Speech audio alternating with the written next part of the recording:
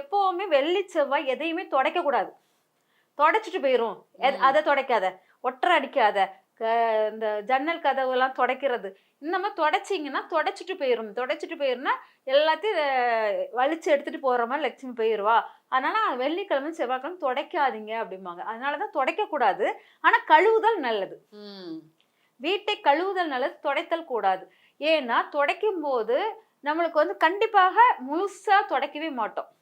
நம்ம அந்த காலத்துலலாம் கழுவி விடும்போது மூளை முடுக்குகளெல்லாம் தண்ணியை விட்டு ஒரு தூசி துப்பட்டை கூட அந்த இடத்துல நிற்காது. அவ்வளோக்கு அழகா கழுவி விடுவோம். வியாழக்கிழமையே ஒட்டடை அடிச்சிருவோம். வெள்ளிக்கிழமை எல்லாத்தையும் தண்ணி ஊற்றி கழுவி விடுதல் நல்லா பண்ணுவாங்க. அப்போ தூசி துப்பட்டைகள் ஒரு முக்கு கார்னரும் இருக்காது.